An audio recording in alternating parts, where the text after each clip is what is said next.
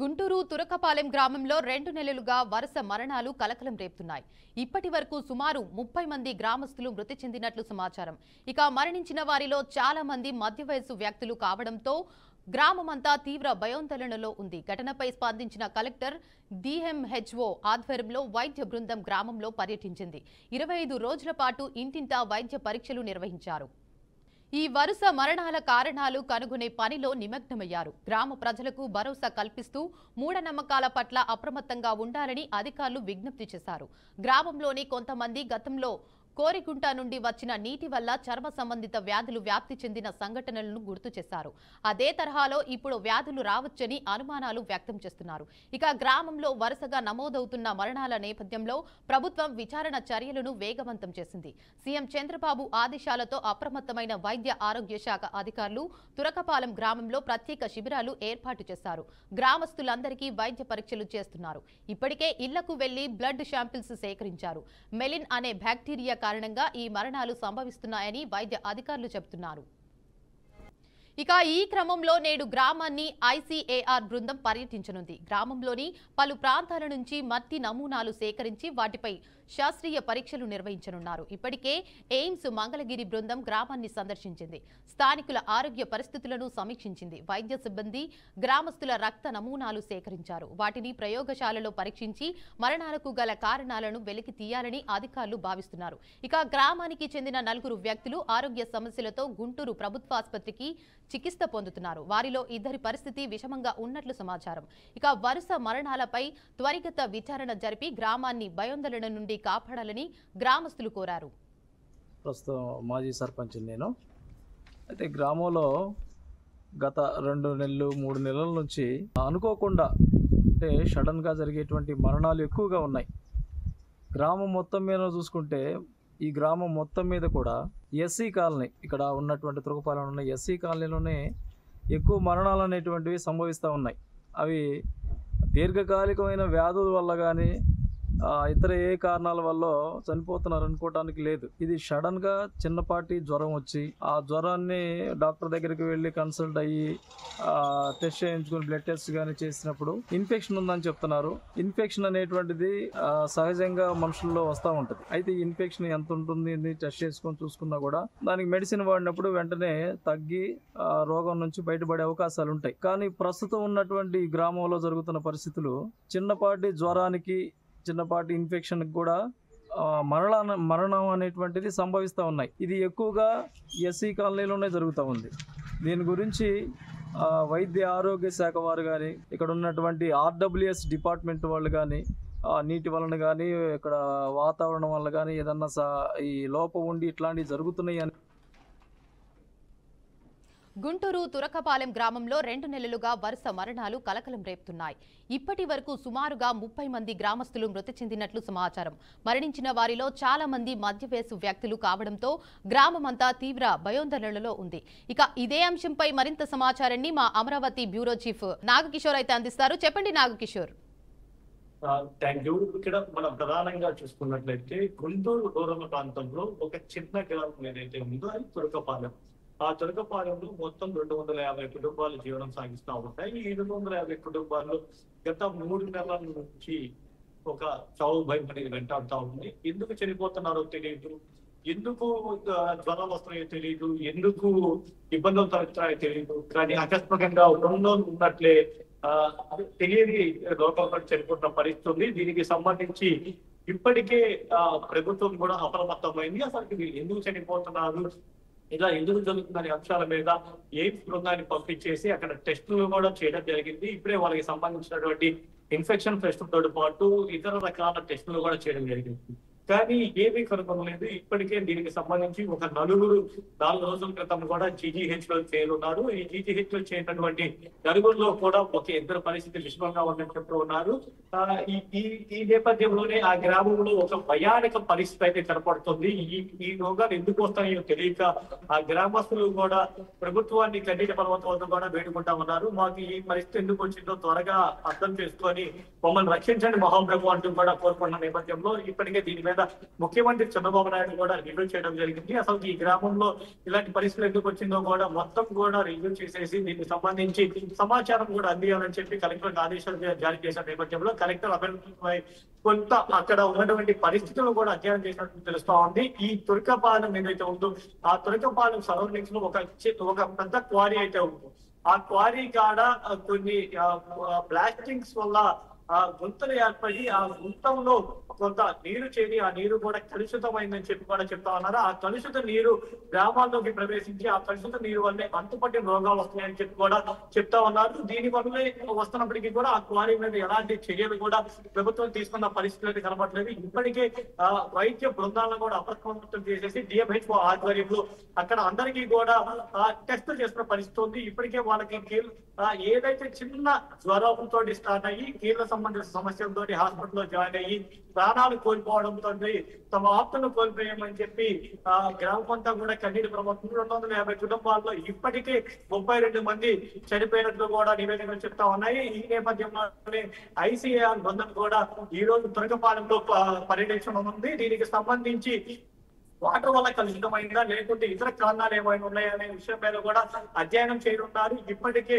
గ్రామంలో ఉన్నటువంటి అందరి వద్ద కూడా నమూనాలు సేకరించినట్లుగా కూడా తెలుస్తుంది. ఆ నమూనాల్లో ఇప్పటికే కల్చరల్ టెస్ట్ కూడా పంపించడం తెలుస్తుంది. ఇప్పటికే వాటిని అబ్జర్వేషన్ లో కూడా ఉంచేసి ఎందువల్ల వస్తాయి, ఇది వాటర్ వల్ల వస్తుందా లేకుంటే ఇన్ఫెక్షన్స్ వల్ల వస్తాయా లేకుంటే ఇతర పరిస్థితులు ఏమైనా ఉన్నాయా అనేది కూడా నిర్ధారించడానికి వాటిని 48 గంటల పాటు అబ్జర్వేషన్ లో ఉంచినట్టుగా కూడా చెప్తున్నారు. ఈ ఘటన మీద కేంద్ర సహాయ మంత్రి తమ్మసాని చంద్రశేఖర్ కూడా స్పందించడం జరిగింది. ఆయన ఆ గ్రామంలో పర్యటించేసి వాళ్ళకి ఏదైతే ఇబ్బందికర పరిస్థితులు ఉన్నాయో వాటికి ధైర్యాన్ని కూడా కల్పిస్తానని చెప్పి కూడా చెప్పడం జరిగింది. దీని మీద ఆయన డాక్టర్ గా కూడా పనిచేసిన నేపథ్యంలో దీని మీద ఒక అవగాహనకి వచ్చే అవకాశం ఉంది. ఆయన వాళ్ళకి భరోసా ఇచ్చేసి ఈ వైరస్ ఏదైతే ఉందో ఆ వైరస్ కి సంబంధించి కూడా మేము టెస్టులు చేస్తున్నాము. దీని మీద ఇప్పటికే మేము ఒక నిర్ధారణకు వచ్చాము. మరికొద్ది గంటల్లోనే దీని మీద పూర్తి సమాచారం వచ్చినట్లయితే దానికి తగ్గ మెడిసిన్స్ వాడేసి ఈ మరణాలను కూడా తగ్గిస్తామని చెప్పి కూడా పెమ్మసాని చంద్రశేఖర్ గ్రామస్తులకు ధైర్యం కల్పించారు. ప్రజాప్రతినిధులు కూడా ఆ గ్రామంలో పర్యటించున్నారు. గతంలో వైసీపీ గవర్నమెంట్ లో అక్కడ 3 బెడ్ షాపులు ఉన్నాయి.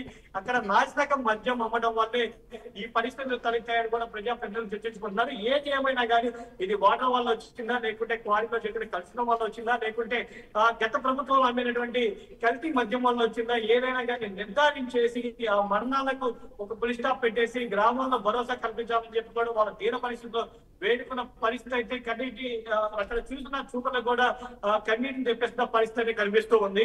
ఏదేమైనా తురకపాలెంలో మరణాలు ఆపేసి ప్రభుత్వం ఇప్పుడైనా గట్టిగా స్పందించేసి పూర్తి స్థాయిలో అక్కడ వైద్య సదుపాయాలు కల్పించేసి జీడీహెచ్ వైద్య అధికారులతో పాటు ఎయిమ్స్ వైద్య అధికారులు ఐసీఎంఏ వైద్య అధికారులు కూడా అక్కడే ఉంచేసి ప్రత్యేక వైద్య సదుపాయాన్ని కల్పించేసి వాళ్ళందరికీ వచ్చినటువంటి ఏదైతే ఈ వ్యాధి ఉందో ఈ వ్యాధి నివారణ తగ్గించాలని చెప్పి కూడా వాళ్ళు వేడుకున్న పరిస్థితి ఉంది.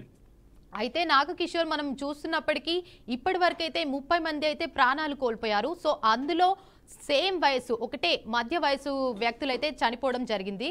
సో దీనికి గల కారణాలేంటి? ముఖ్యంగా ఇదే వయసు వాళ్ళకి ఇలా కావడం?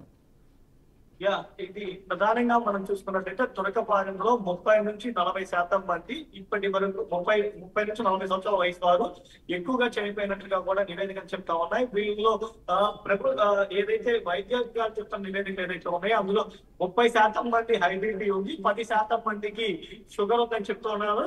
కానీ కొంతమంది చెప్పడం ఏంటంటే గత ప్రభుత్వంలో అమ్మినటువంటి మద్యం ఏదైతే ఉందో ఆ మద్యం నాశనక మద్యం అవడం వల్ల వాళ్ళ వ్యాధి నిరోధక శక్తి క్షీణించింది. సో దాని వల్లే ఆ వ్యాధి నిరోధక శక్తి తగ్గడం వల్లే ఈ 30 సంవత్సరాల నుంచి 40 సంవత్సరాల వయసు ఉన్నారు ఎవరైతే ఉన్నారో వాళ్ళు జ్వరం బాధలు పడ్డామంటే వాళ్ళకి కీళ్ళ నొప్పులు రావటం, చికెన్ గున్యానా అది డెంగ్యూనా మలేరియానా అర్థం కాని ప్రాణాంతకమైన వ్యాధిగా మారడం, వెంటనే చనిపోవడం జరుగుతుంది. దీనికి సంబంధించి అన్ని రకాల మెడిసిన్స్ అందిస్తున్నప్పటికీ కూడా వాళ్ళ వ్యాధి నిరోధక శక్తి అనేది పెరగట్లేదు.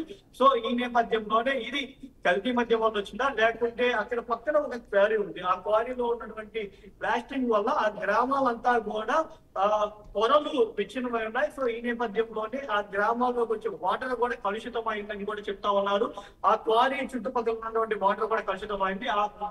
ఆ కలుషిత వాటర్ వల్ల దోమల వల్ల వచ్చిందా లేకుంటే ఆ కలుషిత వాటర్ గ్రామాల్లో ప్రవేశించి తాగడం వల్ల వచ్చిందా అనేది కూడా నిర్ధారణ చేయాల్సి ఉంది. సో ఈ నేపథ్యంలోనే పూర్తి స్థాయిలో ప్రభుత్వం ఈ గ్రామం మీద దృష్టి సారించింది. ఇప్పటికే అటు వైద్య బృందం కావచ్చు, ఇటు కల్చరల్ బృందం కావచ్చు, అన్ని రకాల పరీక్షలు చేస్తున్నారు. నీటి నమూనాలు కూడా స్వీకరించున్నారు. నీటి నమూనాల్లో ఏమైనా బ్యాక్టీరియా ఉందా, ఈ బ్యాక్టీరియా వల్ల ఏమైనా ప్రమాదం వస్తుందా అనేది కూడా పరిశీలిస్తా ఉన్నారు. మరికొద్ది గంటల్లోనే దీని మీద ఒక స్పష్టత వచ్చే అవకాశం ఉంది. ICAR బృందం కూడా ఇప్పటికే ఈ గ్రామంలో ఈ రోజు పర్యటించనున్న నేపథ్యంలో పూర్తి స్థాయిలో ఈ మరణాలు ఏవైతే ఉన్నాయో వీటిని అదుపులోకి తెచ్చే పరిస్థితులు అయితే కనిపిస్తున్నట్టు కూడా మనం చెప్పుకోవచ్చు. ఇప్పటికే వైద్య అధికారులు అప్రమత్తం అయ్యారు. కలెక్టర్ కూడా ఎప్పటికప్పుడు అధికారులతో రివ్యూ మీటింగ్లు చేస్తా ఉన్నారు. ఇంకో పక్క GGH లో ఒక నలుగురు పరిస్థితి కొంచెం ఇబ్బందికరంగానే ఉందని చెప్పొచ్చు. వీళ్ళకి కూడా ట్రీట్మెంట్ అందిస్తున్నాము. ఇంకొక కొన్ని గంటల్లో దీనికి సంబంధించినటువంటి పూర్తి సమాచారం వస్తుంది కాబట్టి వాళ్ళకి దానికి తగ్గ మెడిసిన్ వాడేసి వాళ్ళకి ప్రాణాలకు ఇబ్బంది లేకుండా చేస్తామని చెప్పి కూడా కేంద్ర సహాయ మంత్రి కూడా ఇప్పటికే ప్రకటించున్నారు. సీఎం కూడా రివ్యూలు పెట్టుకోవడంతో అధికారులు ఒక చలం అయితే వచ్చిందని చెప్పుకోవచ్చు. పూర్తి స్థాయిలో ఇది ప్రభుత్వం మీద ఒక ఏదైతే చలనం తీసుకొచ్చినారో చెప్పుకోవచ్చు. తురకపాలెంలో మండలాన్ని నివారించడానికి పూర్తి స్థాయిలో అధికార యంత్రాంగం కూడా పనిచేస్తుందని చెప్పుకోవచ్చు. అయితే నాగకిషోర్, వైద్యులు వచ్చేసి ఇది ఏదో వ్యాధి అనేసి చెప్తున్నారు, వ్యాధి అని చెప్తున్నారు.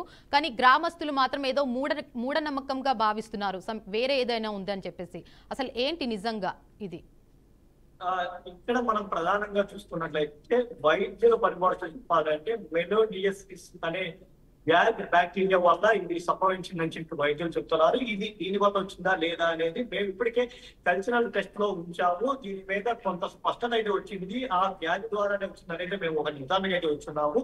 దీని మీద పూర్తి స్థాయిలో ఇప్పటి వరకు ఎవరైతే ఈ వైరస్ బాధ పడ్డారో వాళ్ళకి నెగిటివ్ వచ్చిన వాళ్ళకి కూడా మేము ఇక్కడ కల్చరల్ టెస్ట్ లో పెట్టున్నాము.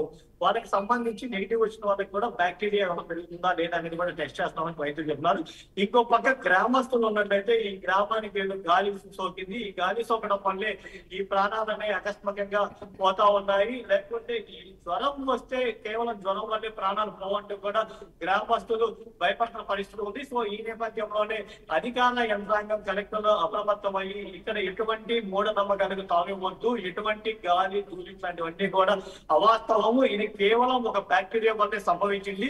సో దీని మీద ప్రభుత్వం అంతా కూడా కసరత్తు చేస్తా ఉంది. ఈ బ్యాక్టీరియా ఏదైతే ఉందో ఇది కల్చరల్ టెస్ట్ లో పూర్తి స్థాయిలో అది మెలియోడిసిస్ అనే వ్యాధి వల్ల వచ్చిందా లేదనేది కూడా ఒక నిర్ధారణకు రావాల్సి ఉంది. ఇది నిర్ధారణకు వచ్చినట్లయితే పూర్తి స్థాయిలో దీని మీద మేము వైద్యం అందించేసి ఈ మరణాలు అనేది సంభవించకుండా పూర్తి స్థాయిలో గ్రామాన్ని కాపాడతాం. మీరు ఎలాంటి మూఢనమ్మకాలకు వెళ్ళొద్దు అని కూడా కలెక్టర్ ప్రజలకు విన్నవిస్తా ఉన్న పరిస్థితి అయితే ఇక్కడ కనిపిస్తా ఉంది. ప్రజలు ఒక పక్క భయాందోళనకి గురవుతున్నారు. ఈ వ్యాధి ఏదైతే ఉందో, బ్యాక్టీరియా ఏదైతే ఉందో ఇప్పటికే ఆ గ్రామ సర్పంచ్ కూడా చెప్పడం అయింది.